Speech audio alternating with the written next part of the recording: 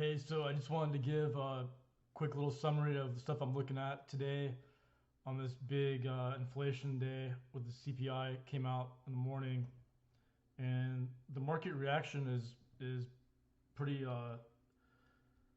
pretty risk off.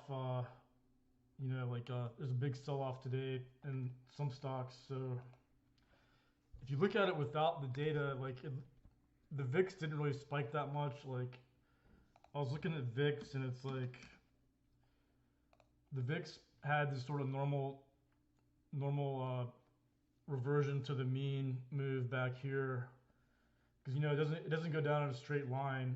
So the VIX, it has ebbs and flows. So what it's been doing, it just has these little pops and then they sell off. And that's what's been the case for a long time now. Every time the VIX spikes up, it just sells off. And today wasn't much of a reaction. There wasn't much of a reaction today in the VIX. Really, it looks like. I mean, yeah, it was actually it was barely up. I mean, it doesn't. It's almost like there's no news for the VIX, but the institutions and I mean the big money tend to just short it. It seems so. Well, that's at least the trade that's always worked. So that's what I was looking at as far as I see if there was a really big panic to the number, but I was looking at the data here, and it looks like the the PCE, which is the Fed really cares mostly about the PCE number. Like it's actually been pretty strong. So yeah, it looks. I didn't look at today's PCE, but the past month or two, it looks like there's been some, not much of a slowdown really. Um, yeah, these numbers, like it looks like, the Fed may not reverse course, but um, there's a chance that if the rates do stay up, that it would impact, smaller banks, in my opinion, and obviously companies that rely on debt to finance their operations. So the companies that have a lot of cash, this doesn't really matter much, if the rates are higher. But like I mean today, like big tech, like Meta was up again barely. Like Meta was basically positive, even though it had a dip, and NVDA was positive today, and it looks like it's coming up. It's coming up on these support levels that I drew out. They may or may not hold like the big levels there. That second one, like right at about 220, 225. I mean 820 to 825 is the level. So it looks like I mean yesterday when it came down there, it got scooped right back up. So yeah, there's probably a good chance that it catches support at some point. The next day or two. If today wasn't actually like a bottom short term, but yeah, like the thing I did notice was the reaction today was in mostly small caps, and like I saw regional banks really weak. I'm guessing the XLF wasn't as weak, but actually XLF was pretty weak too. So yeah, it's not much of a big deal for XLF because it's already been up so much. But I mean, these regional banks have never really gotten any momentum, and I mean, they're just waiting for a direction here. It looks like there's a channel there. We've got a support level there where it actually closed at today. So that's pretty key. We'll see what happens there. And yeah, like the regional banks that I've been looking at, I put trades on was the NYCB and the VLY. So just because there's the market's already up so much, this year, and we saw even last year that the market has a pullback at some point. It doesn't go up, doesn't go up all year long. So to me, the most alpha is just picking picking shorts that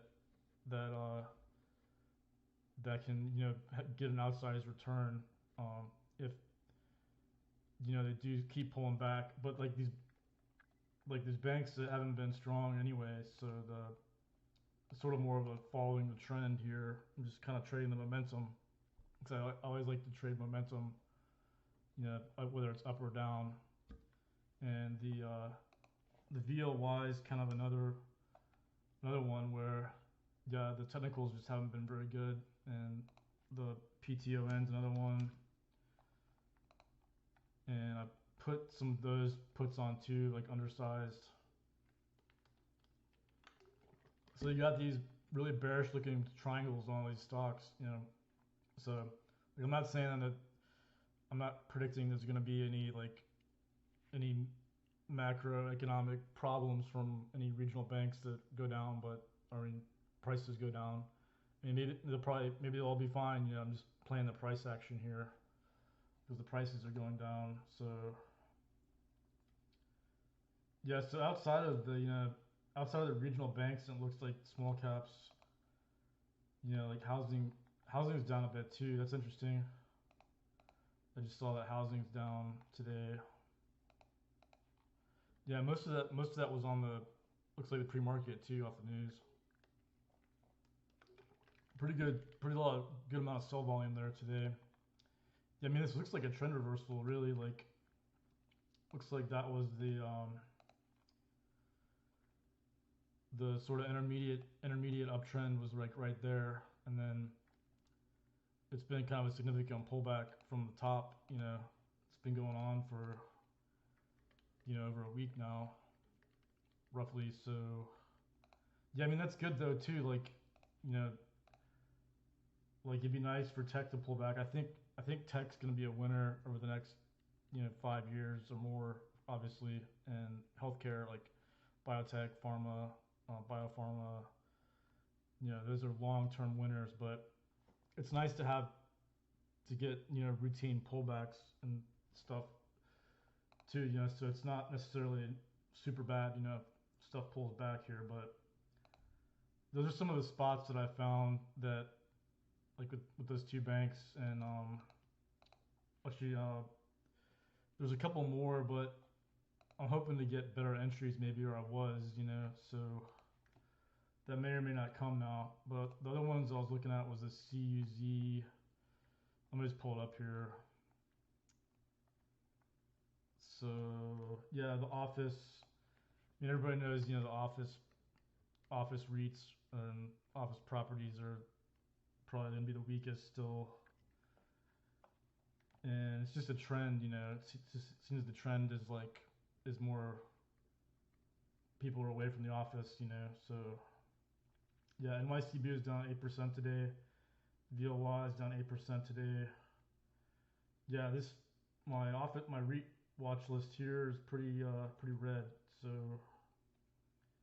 yeah, like it's just kind of going back to the rates. Who does it affect the most? It just affects small companies, small financials. So yeah, the other one, the CUZ CWK. One of these is I believe it's the CWK is a British or English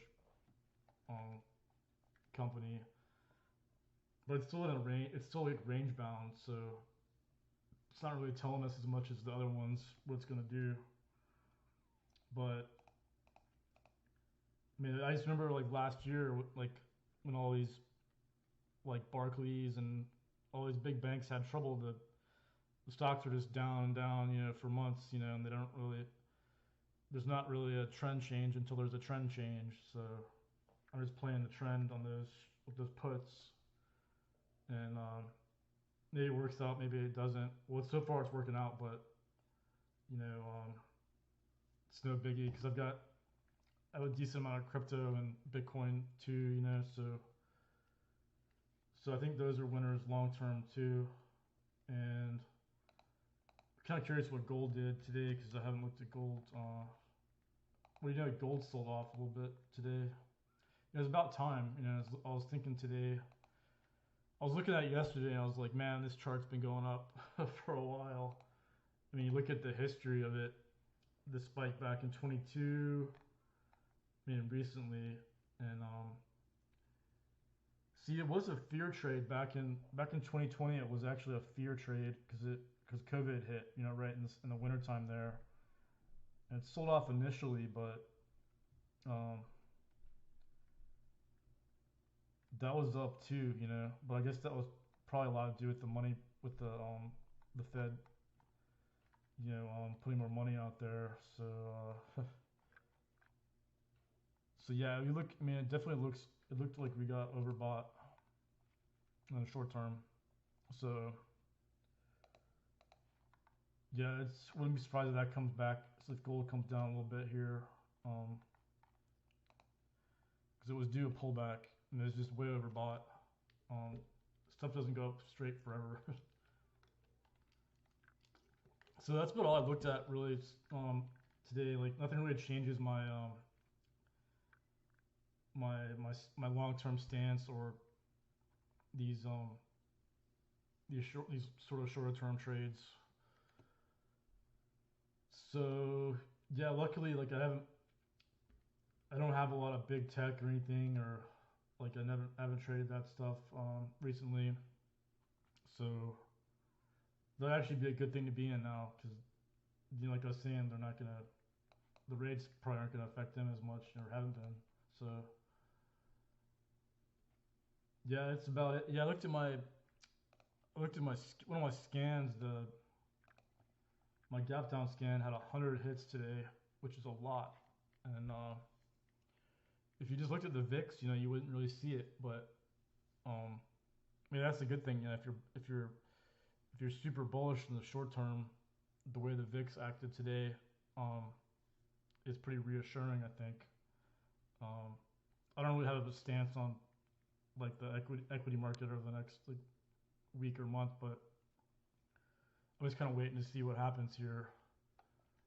And it looks like if the market reacts off of this, you know it's probably going to follow through because some of the major pivot points in the market in the last couple of years have been on CPI days. So the CPI day can definitely be a pivot day. And yeah, I was in 20. I think it was going way back to even in late 2022, definitely 2023. The CPI days were definitely really crucial for pivots.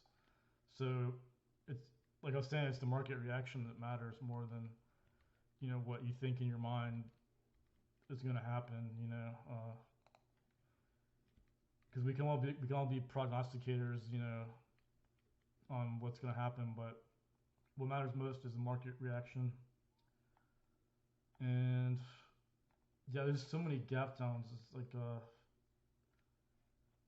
we'll see if that continues, but I haven't checked my Momo. My Momo scan's been pretty good lately. Let's see 52-week highs.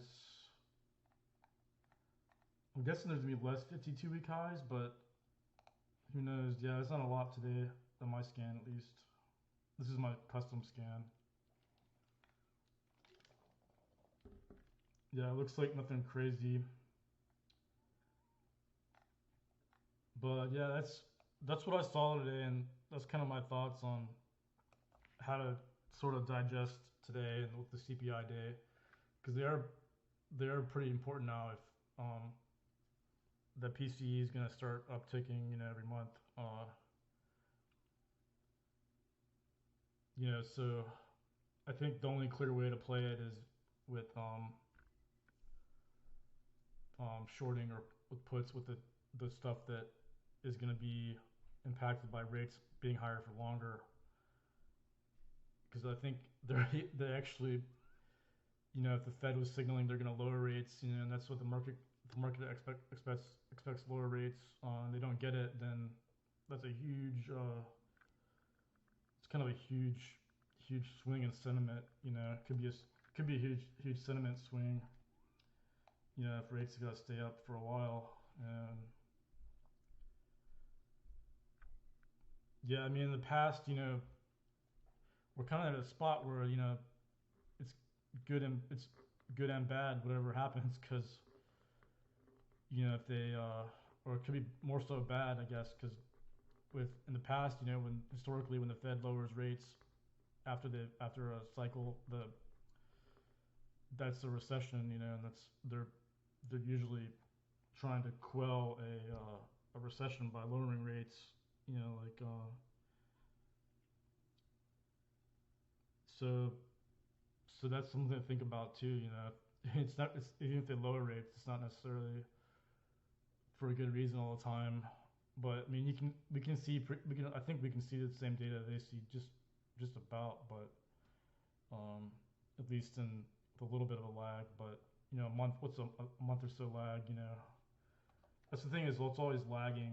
The economic data is lagging. It's like a lagging thing. So stock markets, what you got to watch, is if you're trying to analyze inflation or anything macroeconomics, it's probably the market's probably going to do the opposite of what you think it's going to do. So the thing is just to watch the market. And I've heard a lot of smart people over the years say that you know they all had opinions back in the early 2000s, and 90s what was going to happen, and because the macro always seems so obvious, right? So, but it's usually you're wrong, more than most of the time. If you're just going on macro, because we don't know what the future holds. So we can only look at history, the but the thing is, it's so that the economy is so dynamic, and there's always externalities. I mean, like COVID was an externality, in a huge way. So you never know what there's going to be like externalities. Even in the midterm, like apparently if there's more wars, and that's usually good for the U.S. stocks, but you just never know. And so that's kind of what my thoughts are today, because I put a tweet out that I would like assess it and look at it, and that's kind of it really. Like I just try to keep it simple and look at the look at where I can get some alpha, because I don't think there's alpha right now, and um, a lot of big stocks, like big caps, but we'll see. Like, I mean, it'd be nice, like, if there's a pullback, we might get some more deep value stocks, like that Sarcos Robotics. They changed their name to Paladine, or was they just changed it like a day ago? I forgot the pronunciation of the name, but this one was actually this was a net current asset stock. Yeah, Paladin, whatever you pronounce that. Because they changed it to AI, because it used to be Sarcos Robotics, and I found this one like last year, and I put it in my Substack because it was a net.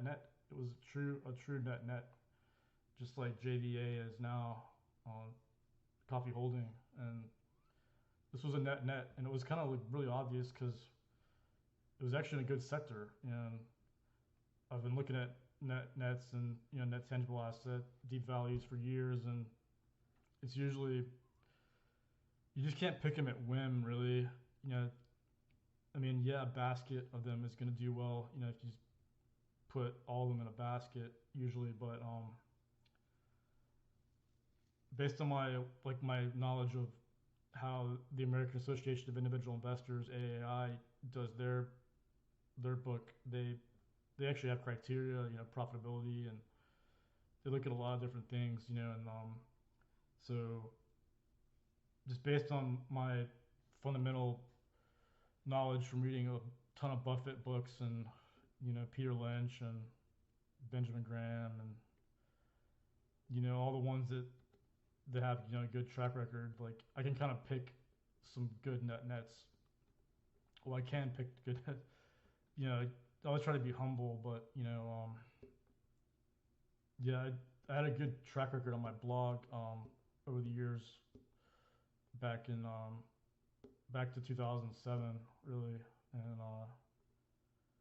You just find ones with a moat, or with, when I say moat, I mean like a brand moat. Usually, you can find retail that were net that would come back, and obviously the sector, like over the years, the sectors have been more important to me, just the right sector, and because what you can kind of tell what the sentiment on the street is with what sectors are going to do well. They obviously pick and choose. Um, so if it's in a hot sector, that's, I mean, which the Paladine Sarcos Robotics was, actually like an AI, it was like a robotics company, and it's kind of amazing that it was a net. I mean, it's the market cap's still really low, but that's the kind of stuff I look for, and